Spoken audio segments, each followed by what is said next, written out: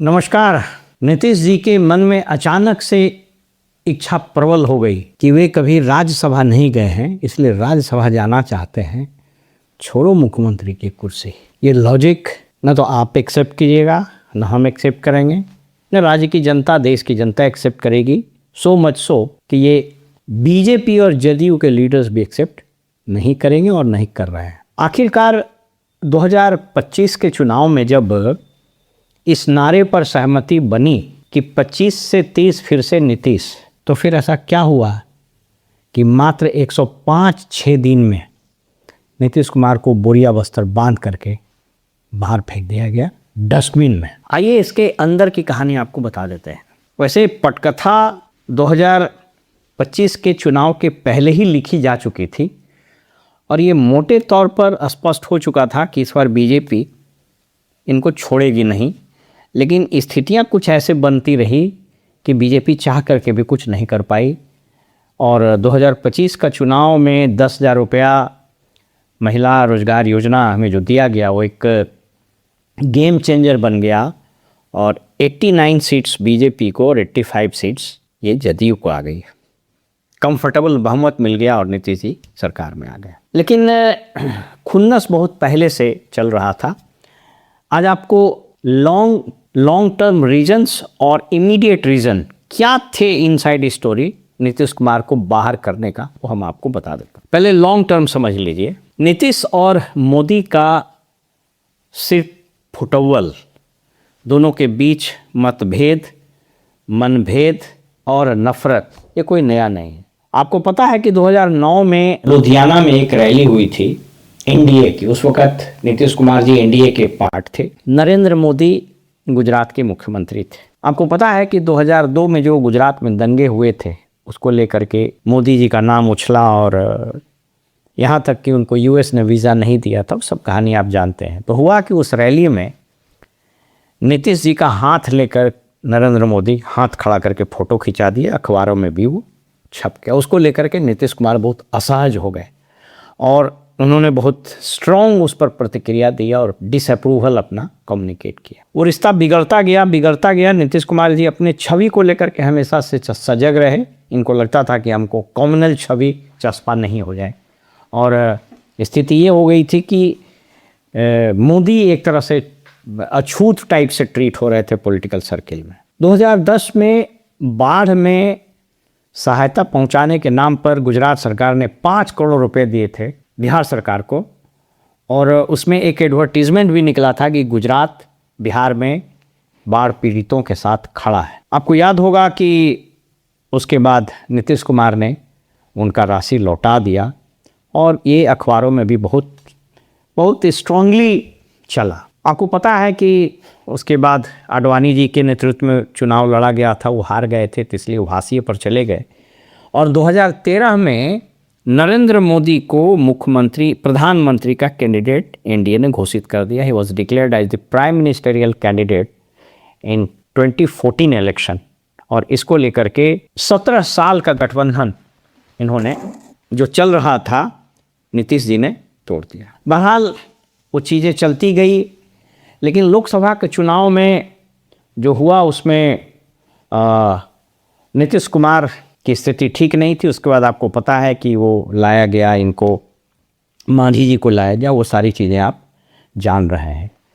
15 में विधानसभा का चुनाव महागठबंधन के साथ ये लोग लड़े, सरकार बनाई और महागठबंधन चल रहा था। मुझको यदि ठीक से याद हो तो मधुबनी में नीतीश जी की कोई यात्रा चल रही थी और 2016 की बात है और उसी में नरेंद्र मोदी जी ने अचानक से डीमोनेटाइजेशन का फैसला किया। नीतीश जी ने भरी सभा में मोदी जी के नोटबंदी पर अपनी सहमति जता दी और वहीं से लगने लगा कि नीतीश कुमार फिर से पलटी मारेंगे और अंततोगत्वा आपको पता है 2017 में उन्होंने पलटी मारी, फिर सरकार बनी, फिर 2022 में पलटी मारे। तो इस तरीके से ये कहानी आपको पता है।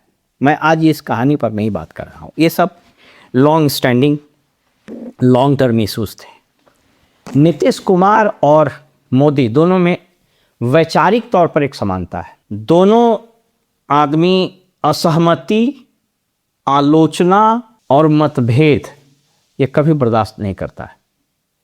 मोदी के सामने कोई असहमति व्यक्त कर दे, कदापि पसंद नहीं। नीतीश कदापि पसंद नहीं करते हैं। तो जब दो स्ट्रॉन्ग मेंटल फ्रेम का आदमी मिलता है तो वो दोनों में भी कितना देर चलेगा ये कहना बड़ा मुश्किल है। इसलिए मोदी के समय में जो एनडीए का अलायंस हुआ नीतीश कुमार का, ये बिल्कुल असहज और अस्वाभाविक गठबंधन था, जो नीतीश कुमार को मुख्यमंत्री की कुर्सी पर चिपके रहने के उद्देश्य से और मोदी जी के प्रधानमंत्री बने रहने के उद्देश्य से ये कॉमन काउज को लेकर के दोनों की दोस्ती। हालांकि दोनों के बीच बहुत स्ट्रॉन्ग डिफरेंसेस, दोनों के प्रति एक दूसरे के प्रति स्ट्रॉन्ग हैट्रेड, ये जग जाहिर है। आपको पता होगा, अगर मुझे ठीक से याद है तो 2010 में एनडीए की एक मीटिंग हो रही थी बीजेपी नेशनल एग्जीक्यूटिव कमेटी का। तो नीतीश जी ने कहा कि ठीक है अब रात में डिनर हो। उसके बाद अचानक से डिनर को कैंसिल कर दिया, क्योंकि वो जो एडवर्टीजमेंट वाला छप गया था मोदी और नीतीश को साथ में लेकर के। लेकिन ये फैसला जो अभी हुआ है इसका जरा पृष्ठभूमि आपको बता दूं। 2020 से 25 जो सरकार चली नीतीश कुमार की, उसमें 5 चीज को आपको याद रखना चाहिए। पहला, 5-6 ऑफिसर का स्ट्रॉन्ग कॉटरी बन जाना, जिसमें मुख्यमंत्री के जो प्रधान सचिव रिटायरमेंट के बाद भी चीफ सेक्रेटरी से रिटायर किए दीपक कुमार, वो बने रहे और ऑल परवेसिव हो गया। He was a de facto chief minister. इसका वही रोल हो गया जो पांडियन का हो गया था उड़ीसा के मुख्यमंत्री नवीन पटनायक के साथ। तो पहला ये रहा, जिसके कारण पूरा ब्यूरोक्रेसी तहस नहस हो गया, नंबर 1। नंबर 2, जदयू में 2 लीडर का बहुत स्ट्रॉन्ग बन के उभरना, ललन सिंह और संजय झा। और गाहे बगाहे जदयू के लोग ही आरोप लगाते रहे हैं कि ये दोनों बीजेपी के एजेंट थे, और इन लोगों ने बड़े टैक्टिकली और बड़ी सोची समझी रणनीति के तहत, उसमें दीपक कुमार का भी नाम आता है, कि लोगों ने आरसीपी को बाहर कर दिया। आरसीपी नीतीश कुमार के स्वजातीय भी हैं, और उनके साथ जब रेल मंत्री रहे और विभागों में रहे तो उनके प्राइवेट सेक्रेटरी रहे। जब ये मुख्यमंत्री थे तब भी उनके सेक्रेटरी और प्रिंसिपल सेक्रेटरी रहे। तो ये 2 चीज़। तीसरा चीज़ के लिए जाना जाएगा कि खास करके 16 में जब एक्साइज पॉलिसी आया और शराबबंदी की गई, तो 20 से 25 3-4 साल तो यूफोरिया में चला, लेकिन 20 से 25 शराबबंदी महका दिया पूरे बिहार के प्रशासन को। भ्रष्टाचार, नकली शराब पीने से हुई मौत और शराबबंदी को लेकर के मीडिया में, जुडिशरी में, ब्यूरोक्रेसी में इनकी भत पिटनी शुरू हो गई। याद रखिए कि इसी पीरियड में नीतीश कुमार का स्वास्थ्य निरंतर खराब होता चला गया। एक और परिपाटी डेवलप कर गई इस बीच में कि मुख्यमंत्री जो कि फाइल को डिस्पोज करने में एक्स्ट्रा ऑर्डिनरी था, मतलब I can rate him as the best chief minister in the country, जिसको फाइल की इतनी समझ थी। लेकिन 20 से 25 में जब उनका स्वास्थ्य खराब हुआ या स्वास्थ्य खराब कराया गया, मुझको नहीं पता, तो एक अजीब परिपाटी हमने देखी कि उनका प्रिंसिपल सेक्रेटरी फाइल पर लिख देता है कि महोदय ने सहमति देने की कृपा की है या महोदय ने इसको अस्वीकृत किया है। आपको बताते चले कि भारत के संविधान के अनुच्छेद 166 के तहत जो कार्यपालक नियमावली बनी है, उसमें ऐसा कोई प्रावधान नहीं है कि मुख्यमंत्री का प्रधान सचिव मुख्यमंत्री के बदले ये लिख दे कि उन्होंने इसको स्वीकृत किया है, अस्वीकृत किया। ये सारी बातें अब शायद खुलेगी अगर बीजेपी को समझ में आएगा तो। इसने पूरे गवर्नमेंट के मशीनरी को हाईजैक कर लिया, और इन 4-5 अधिकारियों ने जो लूट मचाया वो भूतो न भविष्य थी। बीजेपी की नज़र थी इन सबों पर। कहा जा रहा है कि इन सभी अधिकारी जो उनके इर्द गिर्द हैं, जिन्होंने मतलब सेंचुरी बना लिया है रुपया कमाने में, सेंचुरी करोड़ के ऊपर के आदमी हैं, इन लोगों की फाइल ईडी ने खोली और ईडी सारे सबूत जुटा लिए। आपको बताते चलें कि बीजेपी का अपना एक स्टाइल है। आप याद करिए प्रशांत भूषण के वक्तव्य को, कई बार उन्होंने कहा है कि मोदी सरकार जजों के डोजियर बना लेती है, उसके वीक पॉइंट्स खोज लेती है, उसके बाद उसको ब्लैकमेल करती है। तो ये स्टाइल सबका रहा है, लेकिन मोदी जी के समय में ज़्यादा रहा। आपको तो देखा आपने कि किस तरीके से बिना किसी आधार के केजरीवाल को भीतर कर दिया, बिना किसी अपराध के वो व्यक्ति जेल में रहा, उसके सरकार चली गई। बहरहाल तो इन सभी अधिकारियों के डोजियर बनने शुरू हो गए। उसमें डॉक्यूमेंट्री एविडेंस, कुछ वीडियोस भी बने हैं, कुछ ऑडियो रिकॉर्डिंग्स भी लोग बता रहे हैं। मुझको मुख्यमंत्री के और सरकार में जो बहुत बड़े राजनीतिक और प्रशासनिक पुलिस के महकमे में लोग हैं, उनसे हमको जब वार्तालाप होती है, और ये बात अब तो जग जाहिर हो गया है, तो ये सारी चीज़ें बनती 20 से 25 में बननी शुरू हो गई थी। उसके बाद स्लीपर सेल्स बीजेपी का जदयू में घुस गया, और जदयू पार्टी, अब सोच लीजिए कि वह मुख्यमंत्री जो शारीरिक रूप से, मानसिक रूप से इतने अक्षम हो गए कि वो लोगों को पहचान नहीं पाते थे। प्रशांत किशोर का वो बात याद कीजिए, इसमें उन्होंने कहा कि साहब अगर नीतीश कुमार भी अपने सभी मंत्रियों का नाम और विभाग बिना पढ़े बता दे तो हम जाने। तो ये सब बातें तो बिल्कुल अब आम हो गई है। तो ये सब चीज़ मिल करके बनता रहा, और बीजेपी ने मोटे तौर पर तय कर लिया था कि साहब चुनाव के बाद इनको हम हटा देंगे। चुनाव के तुरंत बाद हटाना ये एक रणनीति का ही हिस्सा था। हो सकता है कि और कुछ सबूत जुटाए जाने थे। मैं किसी आरोप को सब्सटैंशिएट नहीं कर रहा हूँ। जो चीज़ें चल रही है, जो मीडिया में है या जो लोग बता रहे हैं, उसके आधार पर बता रहा हूँ। कुछ लोग ये बता रहे हैं कि निशांत कुमार जो मुख्यमंत्री के पुत्र हैं, अब तो वो राजनीति में भी आ रहे हैं, उनको ये जो स्लीपर सेल लोग हैं, इन लोगों ने आराम करने का और मतलब इसको बोलते राज भोगने का आदत लगा दिया, और उनके भी शायद कुछ वीडियोस, ऑडियोज या कुछ एविडेंसेस कलेक्ट हो गए हैं। शायद मैं शब्द बता रहा हूँ इस राइडर के साथ और इस डिस्क्लेमर के साथ मैं बता रहा हूँ। I respect each one of them, लेकिन जो चीज़ें चल रही हैं, जब ये सारी चीज़ें इनके हाथ में आ गई, और चूंकि ये जो अधिकारी लोग फंसे हुए हैं ईडी के और सीबीआई के जाल में, तो इन सबों से मनमाना काम बीजेपी ने कराना शुरू किया। और नवंबर में जो सरकार बनी, उसके बाद नीतीश कुमार और उनके पुत्र और नीतीश कुमार के जो क्लोज मिनिस्टर्स थे, वो सब तो लुटेरा ही हो गया था। वो चाहे बिल्डिंग का हो, चाहे ग्रामीण विकास विभाग का हो, चाहे आरडब्ल्यूडी का हो, या अशोक चौधरी वगैरह, सब स्लीपर सेल ही था। तो इन सबों के इकट्ठा हुए, और इसके बाद आप याद कीजिए कि अमित शाह आए किशनगंज।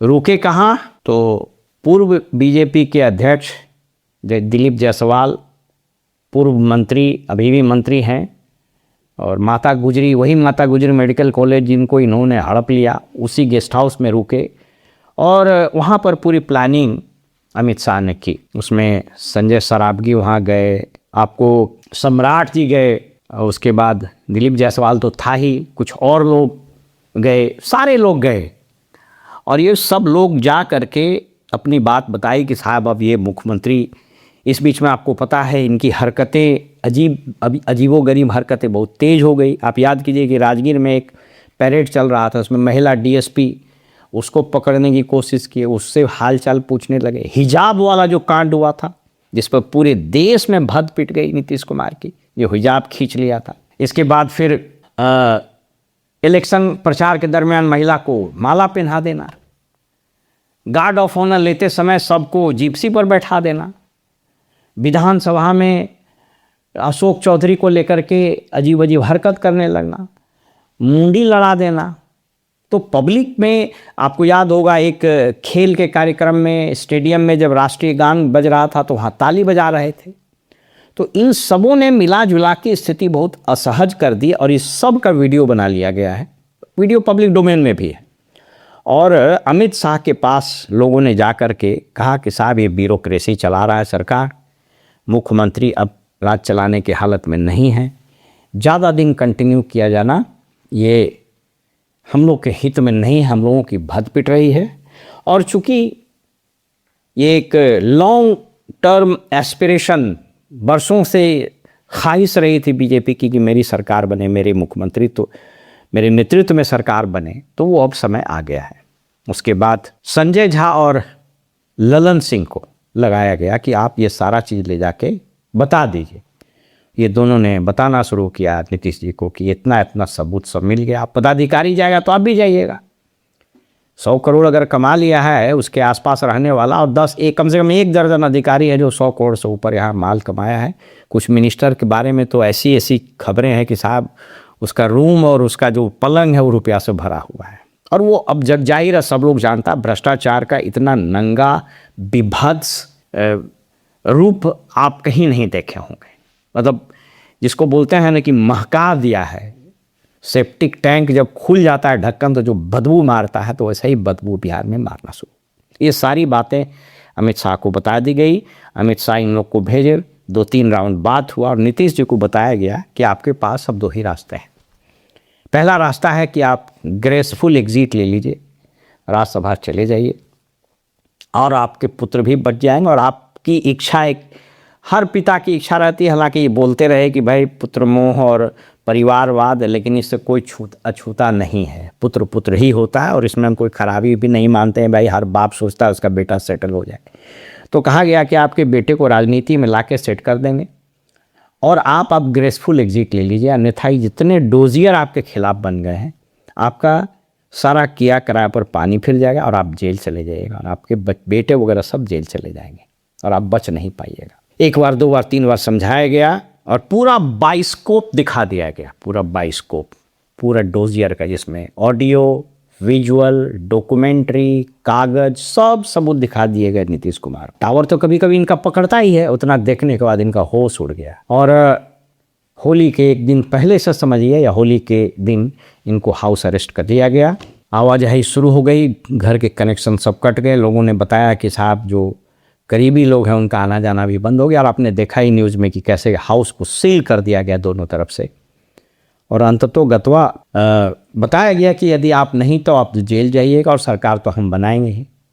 क्योंकि अब सोच के देखिए, बीजेपी का 89, चिराग का 19, मांझी का 5, उपेंद्र कुशवाहा के बेटा पत्नी को छोड़ के बाकी तो तीनों तैयार था मिलने के लिए।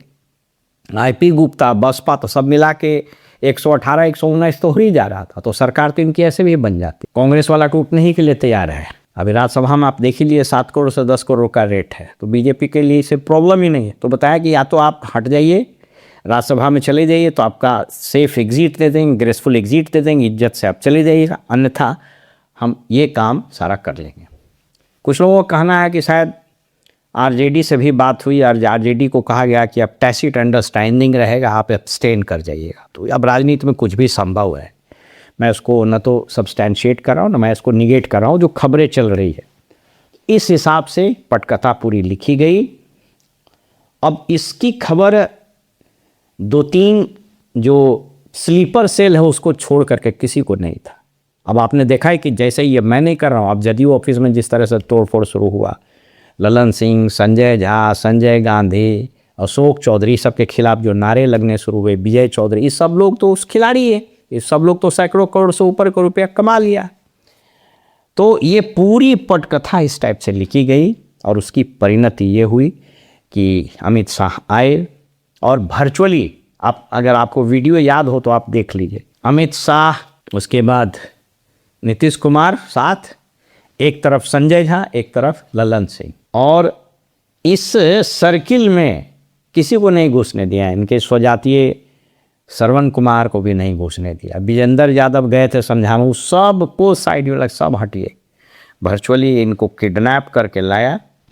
आप सोच करके देखिए, जब भी राज्यसभा का नॉमिनेशन होता है प्रेस वाले तो घुस जाते हैं अंदर, कोई नहीं गया प्रेस वाला, सबको बाहर रोक दिया गया, पूरा सील, नॉमिनेशन पेपर पर दस्तखत कराया गया, उसके बाद गाड़ी में बैठा उठा के।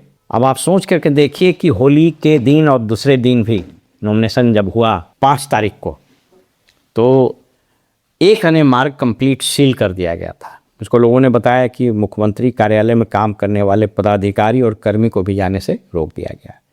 पुलिस को पूरा इंस्ट्रक्शन था, वैसे भी गृह मंत्री सम्राटे चौधरी जी हैं। तो ये सब मिला जुला करके एक पटकथा लिखी गई और एक व्यक्ति जिसने समाजवाद और सांप्रदायिक सौहार्द, लोहिया के सिद्धांत पर चलने वाला व्यक्ति, जो रेल की दुर्घटना के बाद अपना पद छोड़ देता है, ता जिंदगी, इनके ऊपर तो कोई भ्रष्टाचार का आरोप नहीं लगा। सुशासन के लिए जाने वाले शानदार शार्प व्यक्ति किस तरीके से धीरे धीरे सरकार पर, ब्यूरोक्रेसी पर पकड़ ढीला करता गया और अंततोगत्वा बीजेपी ऑक्टोपस की तरह धीरे धीरे धीरे पकड़ करके और संपूर्ण नीतीश कुमार और उसकी पार्टी को लीलने के कगार पर। अब ये भारतीय राजनीति का दुर्भाग्य कहिए या सौभाग्य कि जितनी पॉलिटिकल पार्टियां हैं, स्पेशली रीजनल पॉलिटिकल पार्टीज, वो परिवार में ही जन्म लेती है और परिवार के हटने के बाद ख़त्म हो जाती है। जदयू तब तक जिंदा है जब तक नीतीश कुमार या उनका बेटा आ जाए। आरजेडी तब तक जिंदा है जब तक लालू जी या उनका बेटा जिंदा है। आपने देखा कि कैसे तमिलनाडु में जयललिता मर गई, कोई वारिस नहीं, वो पार्टी खत्म हो गई। ठीक उसी प्रकार जेएमएम कब तक जिंदा है जब तक शिबू सोरेन जिंदा थे, उसके बाद उनका बेटा आ गया। तो ये राजनीति का दुर्भाग्य है कि हमारे यहाँ लोगों की मानसिकता भी वैसे ही है कि वो नेता की काबिलियत से ज़्यादा उसके किसका पुत्र है या किसका परिवार है वो देखता है। तो फिलहाल इस डाइकोटोमी में हम सब लोग रहने के लिए अभिशप्त हैं। अब देखिए बीजेपी में कौन मुख्यमंत्री बनता है और रिमेनिंग जो लगभग 4.5 साल, 4.25 साल का समय बचा हुआ है वो कैसे सरकार चलती है। चिंता आम लोगों को इसकी करने की ज़रूरत नहीं है कि कौन मुख्यमंत्री बनेगा, जो भी मुख्यमंत्री बनेगा, क्योंकि बिहार की जनता ने एक ऐसा पॉलिटिकल ट्रेंड सेट कर दिया कि 10,000 रुपये लेके हम वोट देंगे, 5 किलो अनाज लेके वोट देंगे। तो बिहार की जनता अभिशप्त रहे इस तरह के खेल को देखने और इस तरह के खेल से गुजरने के लिए। कौन मुख्यमंत्री बनेगा इससे कोई फ़र्क नहीं पड़ेगा। बिहार की राजनीति, बिहार का प्रशासन और बिहार का विकास, बिहार की शिक्षा, ये सब रसातल में जा चुकी है और इस राज्य को किसी चमत्कार की प्रतीक्षा है, किसी भगीरथ का इंतज़ार है कि पता नहीं कौन आएगा और इस राज्य को इस दलदल से, इस गुर्बती से, इस नरक से निकाल कर वापस रास्ते पर लाएगा। तब तक के लिए हमें विदा कीजिए। नमस्कार।